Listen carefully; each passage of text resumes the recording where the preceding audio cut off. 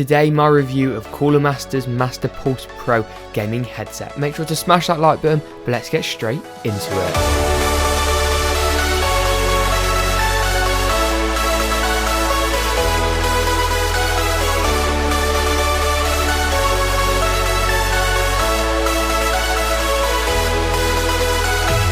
As always, we'll kick it off with a quick physical look around. The leatherette ear cups are superb and do a phenomenal job of passively blocking external noise. They're very comfortable, if a little rubbery, and nice and soft. They don't get too hot either after extended periods of time, which is great to help prevent headphone fatigue.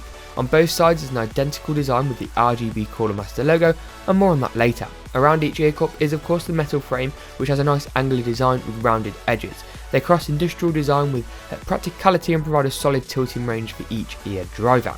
Nice. This metal frame continues upwards with a split design arching over the headrest, only joined just above the ear cup where the wire enters. Talking to the entering wire, it looks great aesthetically and is normally hidden behind a headset's outside frame. The headrest design is superb, a rubber headband nicely adjusts to the side of your head and is in my opinion the best sizing options for headsets. Gone should be the days of the annoying click to size on the sides, it just works much better. Now back to the ear cup's logo area and a standout feature of this headset. The covers can actually be removed to provide a semi-open back design, which really adds a kick to the bass, like a serious kick. It's a physical bass EQ if you like, and a more natural one at that. Cooler Master's Make It Yours slogan really comes into play again here, and you can actually 3D print your own back covers for the headset for further personalisation. A great addition. Sadly, this is where my bombardment of praise and kind of logical thinking ends. The logo on the ear cup takes the same approach as their recent Master Keys keyboard in the white LED variant, which I reviewed. There's no software associated with changing the colour, instead it's changed via the inline remote only. This leads to a limited number of colours and modes with either static or a slow cycle through all of them, which is cool if you've never seen RGB lighting before. Let's take a look at that remote, shall we, which is massive and seriously heavy. But seriously, it brings me on to my next issue. Because it's an inline remote, it dangles from the wire, and because it's heavy, it gets pretty cumbersome. On the back it has a clip which you'd never normally use, but sadly have to due to its weight. On the top it's a cog icon which allows you to change the colour, and you have to tap that until you reach your desired colour. If you go too far, you've got to start again. On the left, volume buttons up and down are a really appreciated addition, and there's also an inbuilt EQ to the inline remote used for changing the profile. There's a music mode which puts up the mids and the bass, a cinema mode which makes the sound signature more flat, and a gaming profile. Wow, how can I explain it? It sort of takes everything half decent about the EQ and completely obliterates it. Thankfully you don't have to use it though. On the other side there's a 7.1 switch for the surround sound mode. It actually makes music sound much better whilst giving you the key advantage in games. Above that is the mic mute switch. Talking of the mic, this headset features a discreet mic, the placement's something I massively prefer, and it doesn't strike out or get in the way.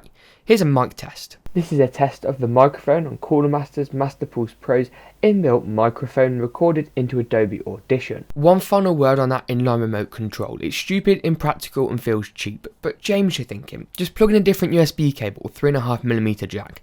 And that's the issue, you can't. The cable's non-removable, which is inexcusable and becomes that way because of the softwareless approach and the need for such an extensive inline control box.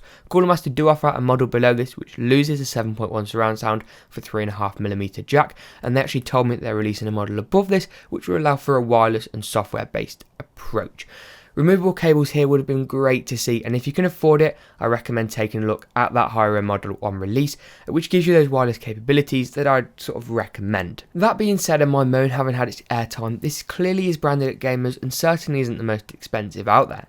Dealing with surround sound in headset does make it simpler for the average consumer, but Cooler Master's decision to not use software where possible on other products such as that white LED keyboard is limiting. Just look at Asus's Sonic Studio. It provides a raft of options, and that's without delving into the RGB and Aura capabilities. It's targeted at gamers, and for the sole purpose of gaming it's good. Comfortable, features surround sound, albeit virtual, but find any physical surround sound headsets in this price bracket, spoiler you won't, and it looks really quite fantastic.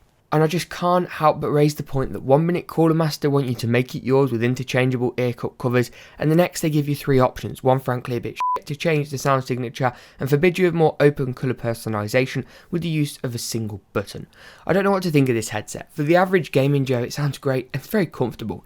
Core features which could not be disregarded with products like this, such as surround sound, but it goes against what makes some of other Cooler Master's products so great. The decision you have to make here is whether you personally are bothered about the loss of certain features and that larger inline remote. If not, and you're only planning on using this for gaming and not travelling, it's a superb product. I'll leave links to everything mentioned as always in the description below, but as always, we'll see you in the next GeekaWhat video.